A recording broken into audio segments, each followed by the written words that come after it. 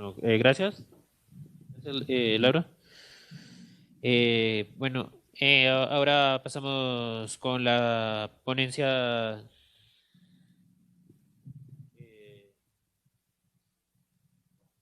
con la potencia, con la ponencia ¿qué nos aportan las funciones ejecutivas y la teoría de la mente a la comprensión del TEA? Por la Patricia Gabriel Mejía, psicóloga, máster en psicología clínica, miembro fundador de la Fundación Integrar, directora de la misma hasta diciembre de 2014 y actualmente asesora de gestión del conocimiento de la Fundación.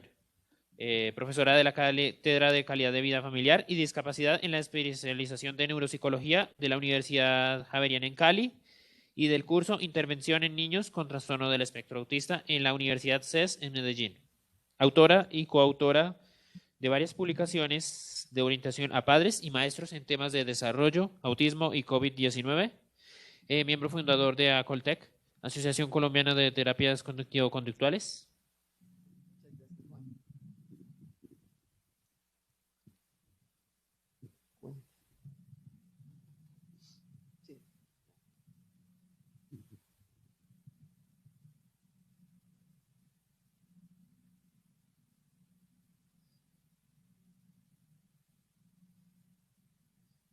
Las flechas son las que la pasan, ¿sí?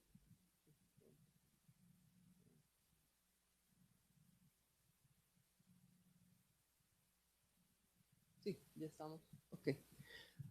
Bueno, ya sí, buenas tardes. Vamos a necesitar de todas sus funciones ejecutivas. Esta es la hora gris. Y yo creo que le tengo que hacer un reclamo a Betty de por qué le puso a Medellín las tareas más difíciles.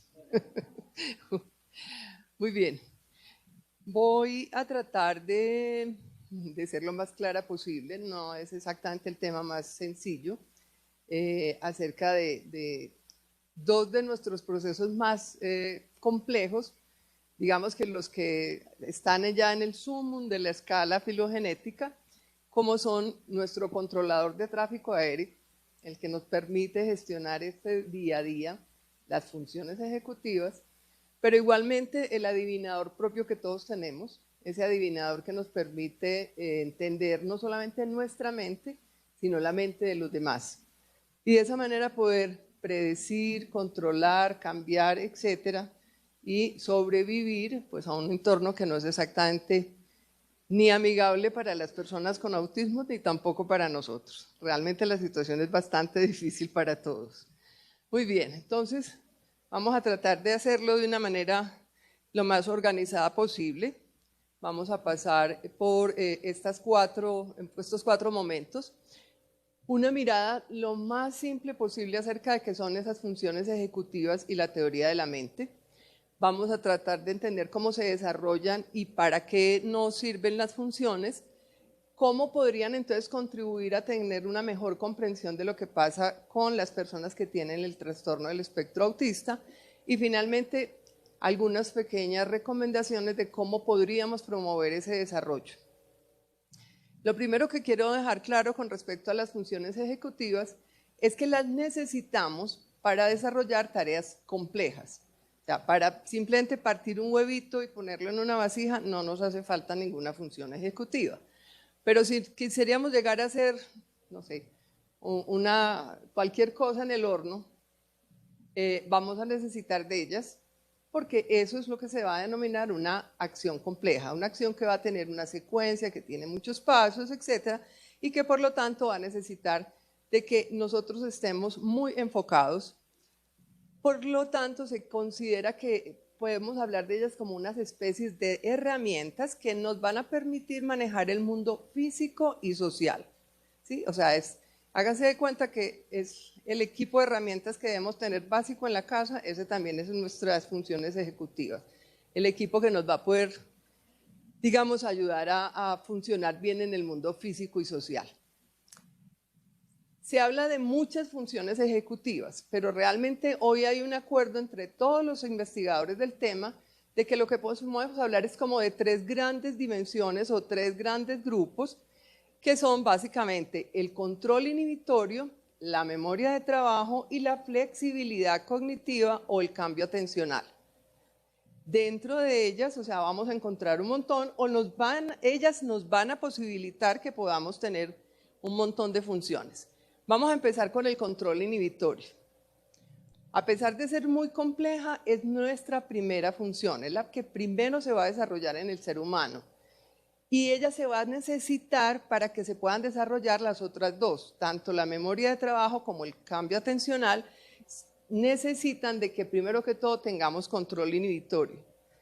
Ese control inhibitorio arranca muy temprano en el ser humano, o sea, es un bebé muy pequeñito y ese bebé ya está empezando a tener un cierto nivel de control inhibitorio.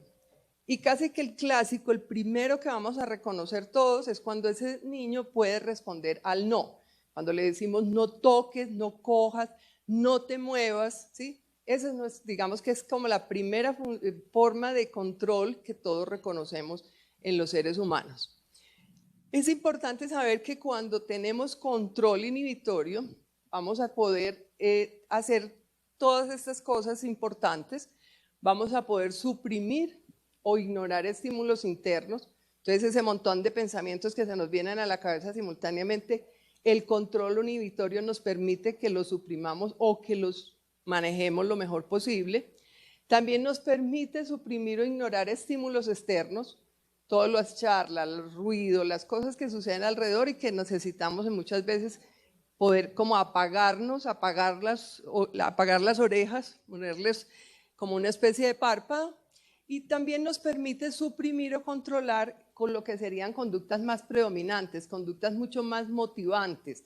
O sea, más rico sentarnos a ver el video de Netflix que ponernos a estudiar. El control inhibitorio nos va a permitir ponernos a estudiar. Pero cuando no lo tenemos, pues pasan muchas cosas. Pero la primera de todas, y la más importante, es que no cumplimos objetivos. O sea, no logramos llegar a una meta.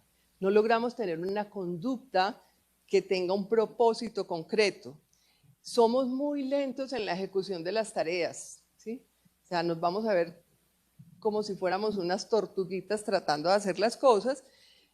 Procrastinamos al máximo, o sea, es en el último día, así antes de entregar el trabajo, que nos sentamos a hacer las cosas.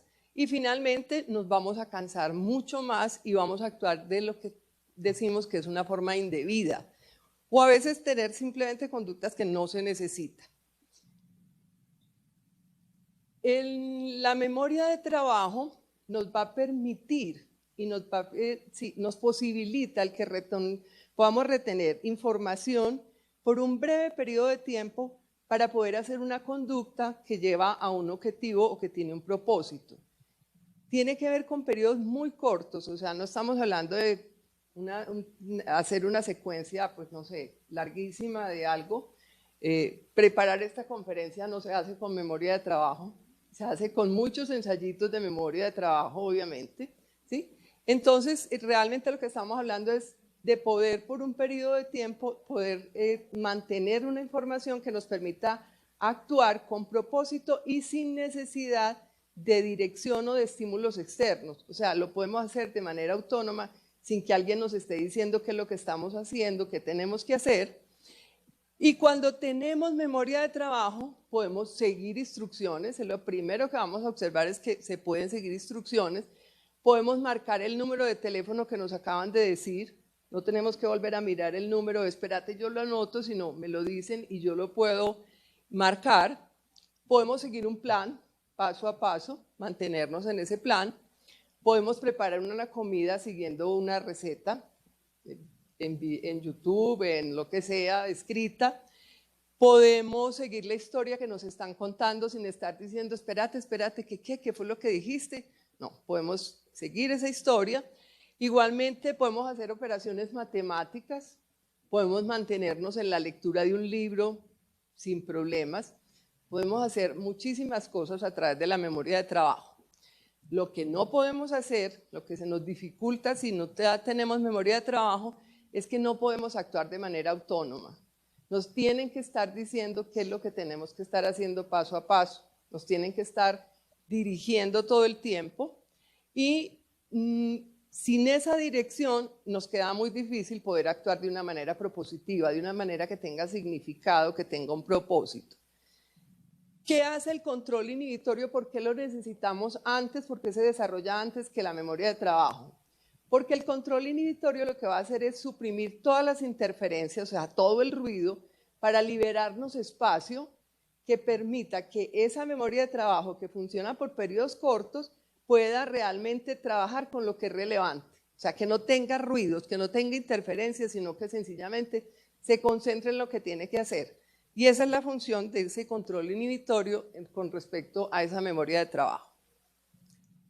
La flexibilidad cognitiva o el cambio atencional es como la cereza del pastel. Esa es la que se pone al final de la película. Resulta que es nuestra habilidad para cambiar de estados mentales. O sea, la flexibilidad cognitiva nos va a permitir que podamos pasar de un momento de malestar a un momento de bienestar, o por lo menos a neutro.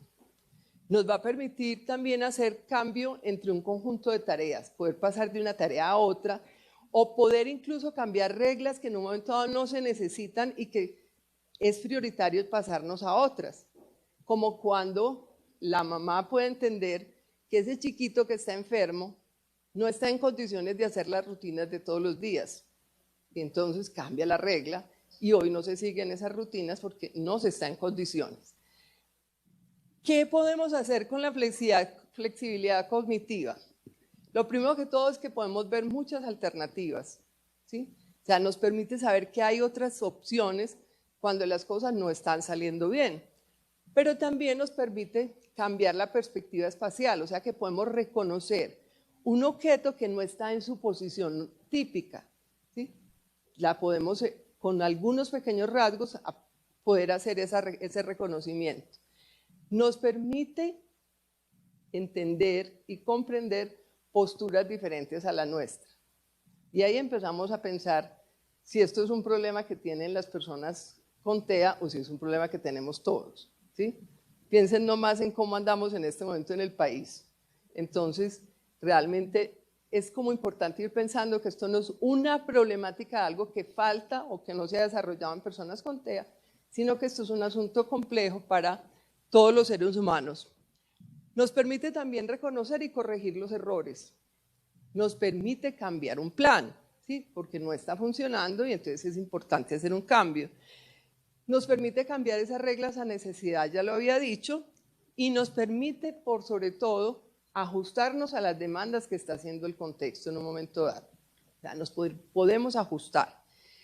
Si no tenemos flexibilidad cognitiva, difícilmente vamos a poder parar un error. Esos errores se van a repetir una y otra vez, ¿sí? Vamos a persistir en el error. Vamos a tener mucha dificultad para cambiar hábitos, aun así sean hábitos muy negativos que nos están haciendo daño, y también nuestras rutinas van a ser totalmente inflexibles, o sea, no podemos hacer ningún cambio. Las posturas ideológicas completamente rígidas, yo pienso así, no hay manera de que piense de otra manera.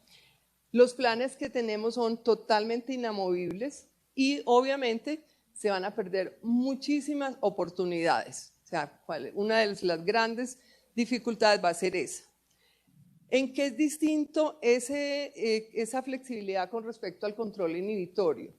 El control nos permite suprimir algo que puede estar interfiriendo. La flexibilidad nos permite hacer cambios de acuerdo con la retroalimentación que estamos teniendo. O sea, el uno suprime, el otro nos permite hacer cambios. Entonces, esas van a ser como las características de esas funciones. ¿Cómo operan ellas? Para explicarles uno las separa, dice esto es memoria, esto es flexibilidad, esto es control, pero realmente ya no funcionan solas. Un ejemplo que todos podemos haber vivido, toca ir al odontólogo porque nos empezó un dolor espantoso. Entonces, ¿qué es lo primero que tengo que hacer? Es buscar el odontólogo, buscar en el directorio un odontólogo que me quede cerca, pero sobre todo que me atienda rápido. Eso es memoria de trabajo. O sea, me tengo que mantener ahí, directorio, ver, busque, chat. Resulta que hago otra segunda parte, llamo a la secretaria de ese consultorio y pido la cita y me dicen que no hay citas ligero, que me tengo que demorar o que tengo que cambiar, ¿sí? Entonces, nuevamente, aquí tengo que hacer uso de la flexibilidad. Voy a cambiar porque necesito resolver el problema. Llamo a un nuevo lugar y me dicen que sí, que me dan una cita mañana, pero resulta que él queda lejísimos. Nuevamente, hago uso de mi flexibilidad. Primero resuelvo el dolor, aunque me quede lejos. Ok, entonces tengo que pensar cómo llegar allá y cómo llegar a tiempo para no perder la cita. Nuevamente necesito la memoria de trabajo. Y finalmente tengo que llegar a la cita y a pesar del miedo que me dé el odontólogo me tengo que sentar en esa silla. Control inhibitorio. ¿Sí? O sea, nunca se van a dar en una vivencia normal, van a estar todas funcionando en simultáneo. Muy bien. ¿Por qué son importantes esas funciones ejecutivas? Aquí voy a hacer referencia a lo que está planteando el Centro de Desarrollo Infantil en Harvard, que me parece que es como lo que nos define el por qué hoy se está trabajando tanto, a pesar de que este es un tema del que se está hablando hace muchos años. El Centro de Desarrollo dice, las funciones ejecutivas subyacen a una amplia gama de habilidades para la vida, competencias y comportamientos que pueden ser grandes o pequeños y que pueden ser también complicados o sencillos. Van a proporcionar un apoyo decisivo para el aprendizaje y el desarrollo. De hecho, ellos están planteando hoy que todos los currículos de los preescolares deberían cambiar y en vez de pensarse en alfabetizar a los niños tempranamente, más bien nos dediquemos a hacer el desarrollo de esas funciones en esos programas preescolares. Dicen también que nos ayudan a recordar la información cuando necesitamos completar una tarea, cuando necesitamos filtrar distractores, para resistir impulsos inapropiados o improductivos y para mantener la atención durante una actividad concreta. Y finalmente nos dicen que las utilizamos para establecer objetivos y planificar las maneras de conseguirlos, para evaluar nuestro progreso durante el camino y ajustar el plan si es necesario, a la vez que gestionamos la frustración para no actuar en función de esa frustración. Venimos ahora con la teoría de la mente. La teoría de la mente es un tema que se está discutiendo hace muchísimos años. Quienes primero la conceptualizaron lo hicieron en 1978, Premack y Woodruff, estaban trabajando, eran estudios sobre primates y se encontraron cómo esos simios podían empezar casi como predecir lo que iba a hacer el otro primate que tenían al frente en unos trabajos que estaban haciendo sobre modelamiento. En autismo, quien primero hace referencia es Baron Cohen en 1985. O sea, el tema no es nuevo, pero realmente yo pienso que ha empezado a ser claro el por qué trabajar en su desarrollo en años pues más o menos ya recientes. Una definición de teoría de la mente que a mí me parece bien interesante la proporciona un psicólogo español que se llama Enrique García, y él dice que como conquista filogenética, el Homo sapiens desarrolló unos procesos cognitivos que le permitieron ponerse en el lugar mental del otro, aprendiendo no solo del otro, sino a través del otro. Ese para mí es como el subrayado, no solo aprender del otro, sino aprender a través de otras personas. Comprender que los otros son también seres intencionales, son semejantes a uno y que podemos predecir y cambiar, y eso es lo que él va a definir como teoría de la mente. Entonces, es esa posibilidad. Para mí lo más importante es que aprendamos viendo al otro, pero también aprendamos a través del otro y podamos entender que podemos hacer cambios, podemos tener control sobre las personas. Esa teoría se va a dar en niveles de complejidad, o sea, no es una dimensión única, sino que se va a ir complejizando a medida que el individuo va teniendo cada vez más experiencias. Y arranca en un primer nivel, que es el de poder identificar emociones y deseos en nosotros y en los otros, para seguir en el que podemos entender que los otros pueden tener creencias falsas y que a partir de eso pues se van a comportar de determinada manera.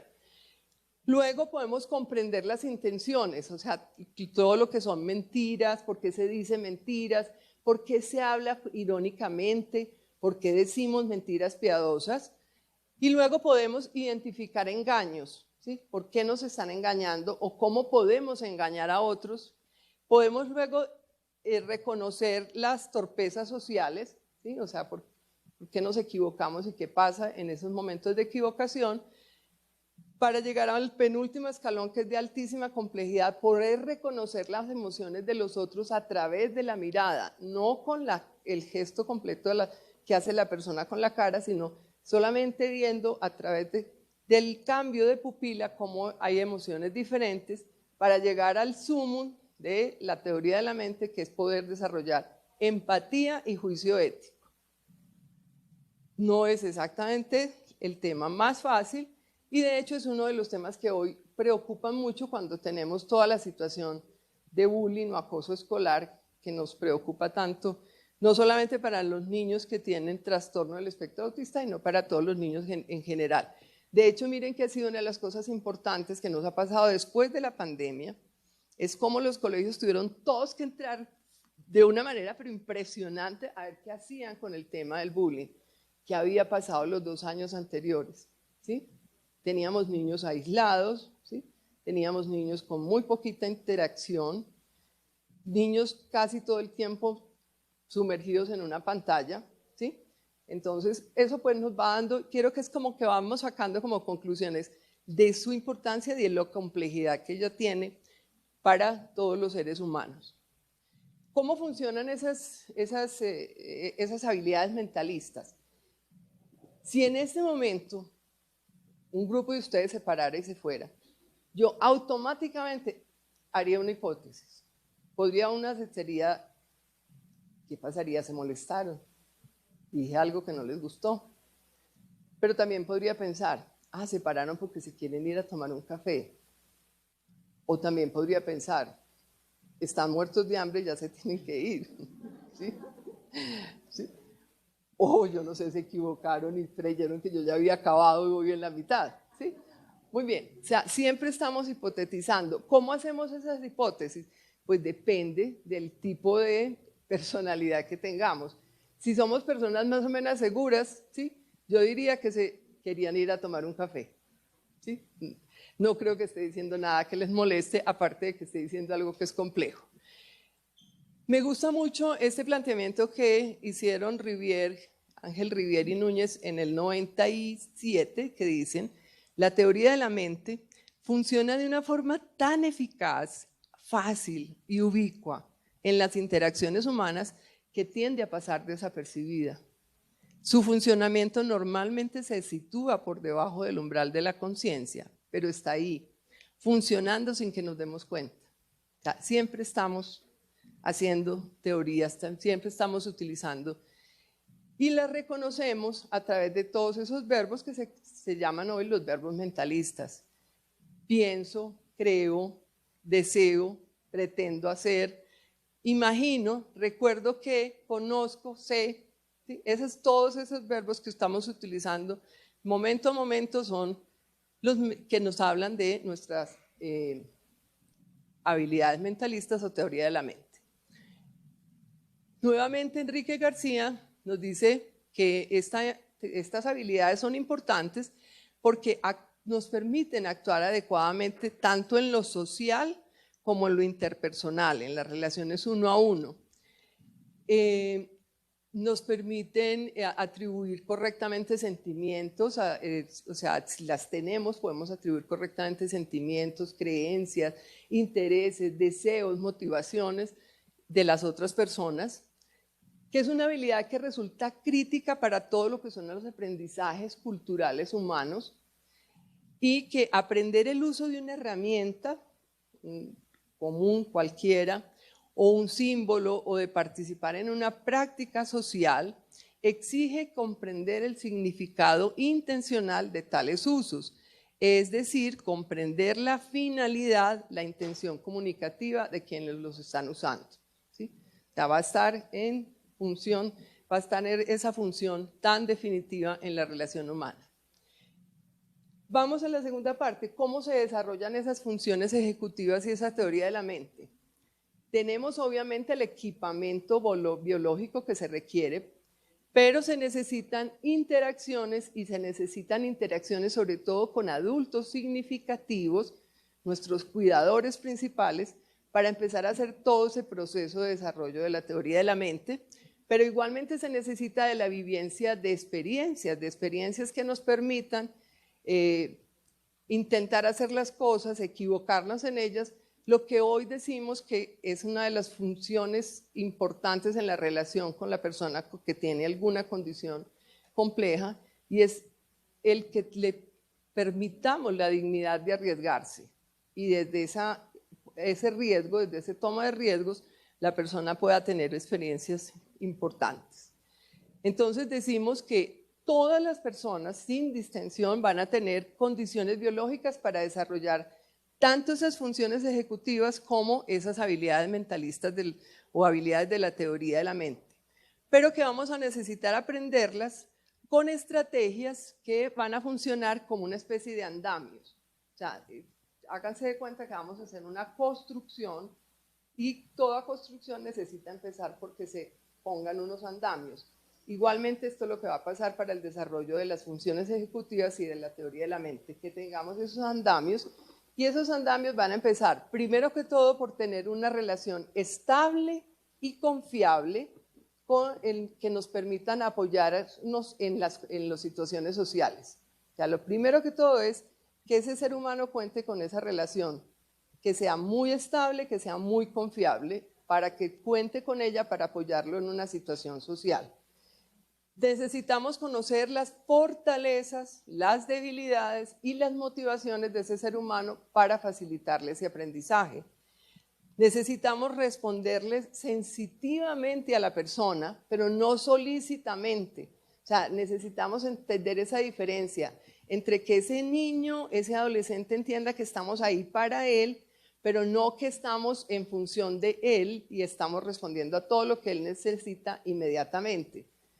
Necesitamos también proveerle un contexto físico y social que esté ajustado, pero que tenga flexibilidad, de manera que pueda hacer todo ese proceso de desarrollar capacidad para el cambio.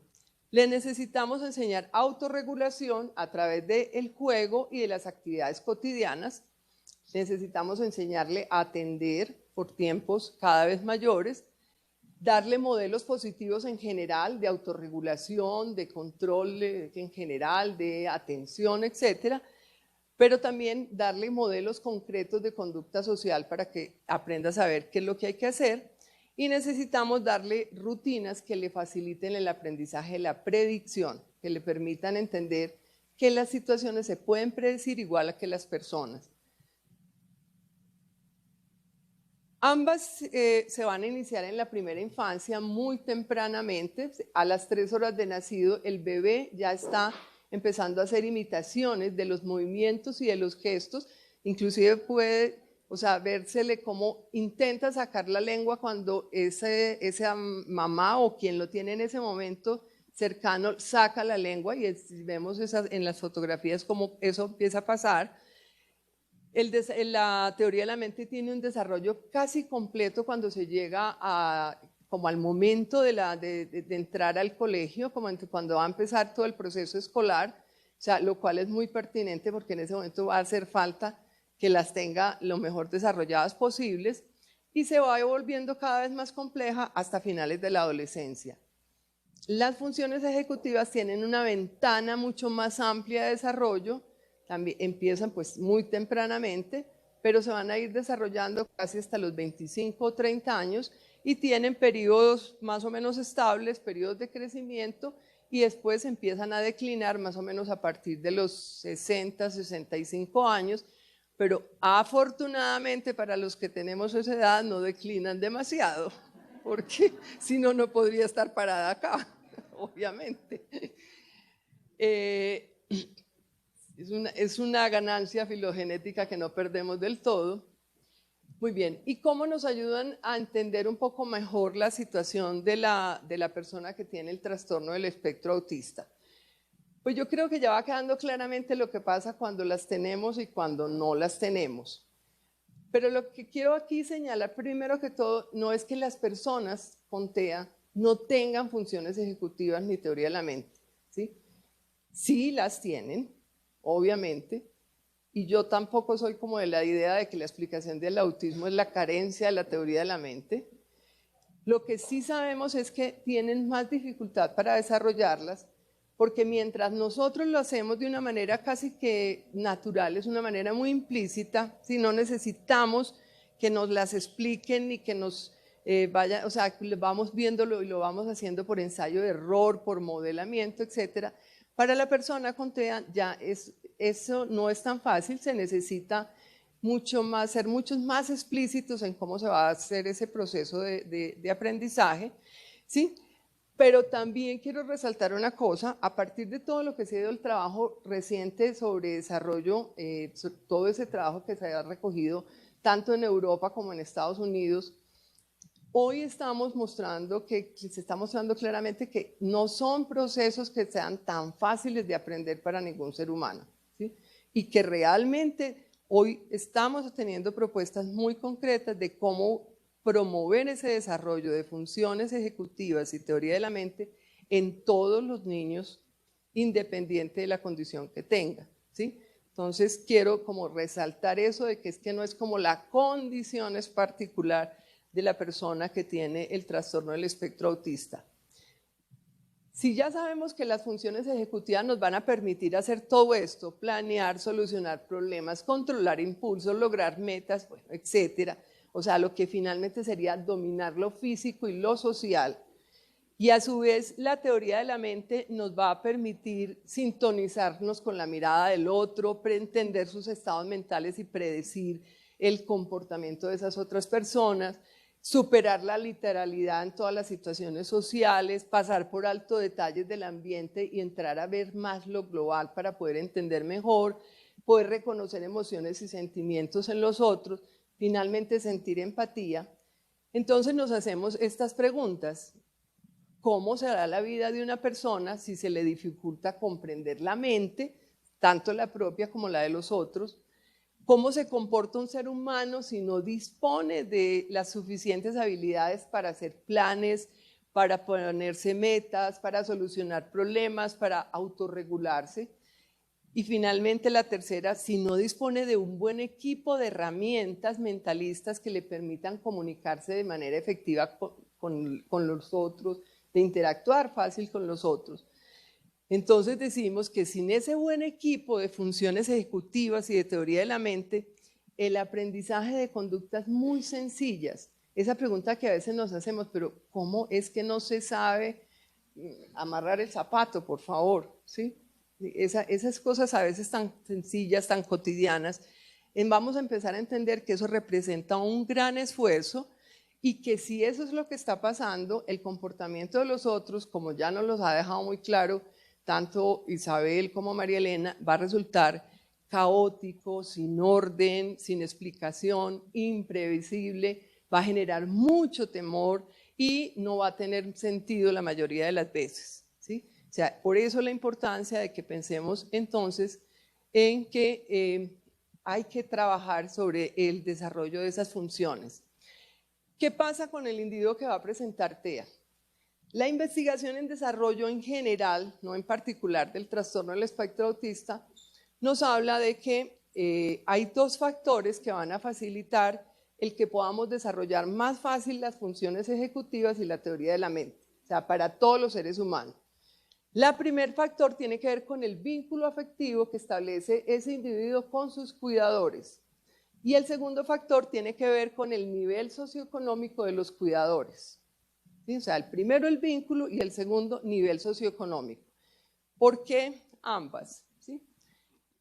¿Qué va a jugar en el vínculo? En el vínculo lo primero que va a ser importante es ver las características de ese niño en general, cualquier niño.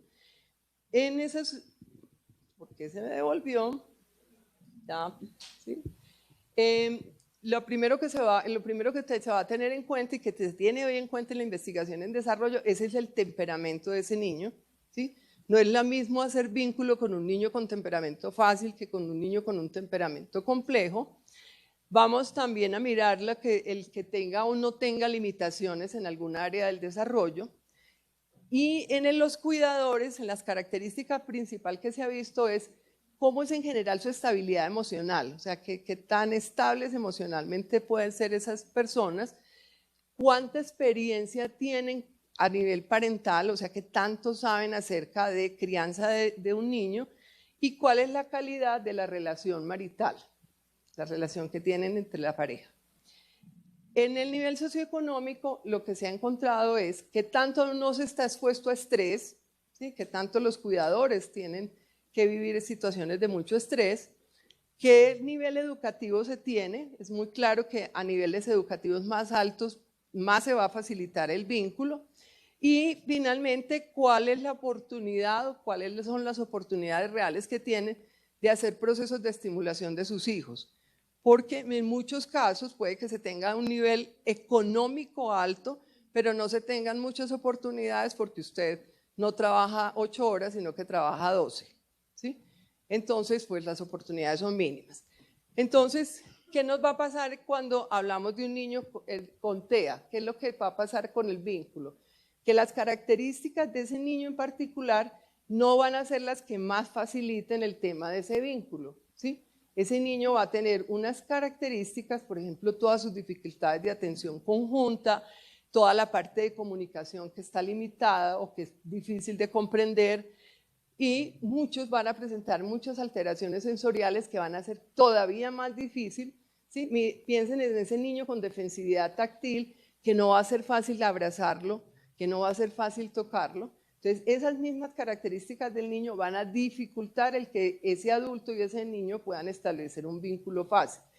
Pero por el lado de los cuidadores también va a pasar lo mismo. Esos cuidadores que no tienen ningún conocimiento acerca del TEA, entonces les va a resultar mucho más difícil porque no tienen la experiencia parental que se requiere para que finalmente puedan establecer ese vínculo con facilidad, ¿sí? Entonces, en el niño, o sea, en estos chiquitos las diferencias, perdón, van a estar dadas tanto por sus características personales como por la situación por la que van a atravesar los cuidadores. ¿Qué podemos entonces hacer o cómo podemos promover ese desarrollo? ¿Sí? Hoy sabemos en aprendizaje que hay 3 componentes fundamentales. Uno es que necesitamos saber cómo es el procesamiento de la información de los niños en general, no de ese niño en particular. Necesitamos saber qué tipo de estrategias podemos aplicar a partir de ese procesamiento de la información, pero necesitamos también saber acerca de todo lo que es el componente afectivo y motivacional de ese individuo al que le vamos a enseñar algo. En el caso del niño con el trastorno del espectro de autismo, si nosotros entendemos cómo es el procesamiento de la información y entendemos cómo es su sistema motivacional, vamos a poder más fácilmente pensar en estrategias que nos permitan ayudarle a desarrollar las funciones mentales ejecutivas y la teoría de la mente. Pero tenemos que pensar en intervenciones integrales. María Elena me facilitó la cosa explicando muy bien ahora de que pues realmente hoy lo que está claro es que todo lo que tenga una mirada integral de ese niño es lo que más fácilmente nos va a llevar a conseguir resultados. Y vamos a empezar porque el primer nivel tiene que ser empoderamiento de los padres. Me devuelvo.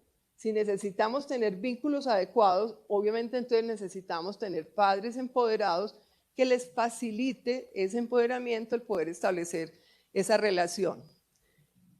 Una vez dado ese empoderamiento, el que podamos contar entonces con estrategias eficaces, el que podamos tener entornos amigables y el que podamos también adecuar programas de aprendizaje que ya existen en el medio y que han mostrado ser efectivos, no solo exclusivamente para niños con el trastorno del espectro autista, sino para los niños en general.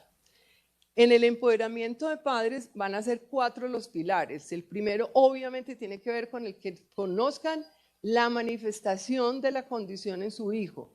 No es simplemente saber acerca de autismo, sino saber ese autismo, ya sabemos que es muy diverso, cómo se está manifestando en su hijo particular. Obviamente hay que aprender todo lo que son habilidades que permitan promover la comunicación en ambas direcciones entre ese niño y sus cuidadores, aprender habilidades que nos permitan enseñarle ajustadas a las características del niño y finalmente aprender a adecuar ambientes que sean amigables para el niño y que faciliten el aprendizaje. Como estrategias básicas, la primera empieza por observar. Ya eso ha quedado claro, hay que saber observar para poder conocer el niño. Tenemos que aprender a comunicarnos, necesitamos entrar a tener muchas interacciones que sean divertidas, que sean muy lúdicas, ¿sí? Y que generen reto para los niños y finalmente que esas interacciones y los entornos estén ajustados al perfil del niño, a su perfil sensorial específicamente. Las estrategias específicas que se han encontrado empiezan por enseñar atención conjunta, enseñar a imitar, aprender a responder al no, aprender a esperar el turno, a reconocer emociones, a seguir rutina en sus actividades, a saber hacer elecciones, a saber prácticas de relajación para ayudar a la autorregulación y a saber seguir instrucciones que gradualmente son cada vez más complejas. Hay programas que se pueden adecuar. Harvard ya nos ofrece un programa desde bebés hasta la adolescencia para el desarrollo de funciones ejecutivas. Anabel Cornago ya tiene una propuesta de cómo desarrollar funciones mentalistas en niños con TEA. Y hay un programa de más de 30 años, que es el de herramientas para la mente, que también puede adecuarse con estrategias específicas para los niños con TEA. Tenemos muchos recursos disponibles. Usted coge un smartphone, entra al Store y pide programas de juego para funciones ejecutivas, le aparecen un montón. Igualmente tenemos todo lo que es la aplicación de toda la parte de virtualidad para facilitar aprendizajes y necesitamos básicamente aprender a adecuar entornos y aprender a adecuar nuestra interacción, lo que va a pasar por obviamente sabernos comunicar, saber cómo dar apoyos adecuados para la comprensión, saber cómo generar esos entornos en los cuales el niño se va a sentir mucho más tranquilo y en mejor disposición para poder aprender esas funciones tan complejas, de manera que lleguemos a unos resultados que pueden ser posibles en la medida en que desarrollemos estas estrategias.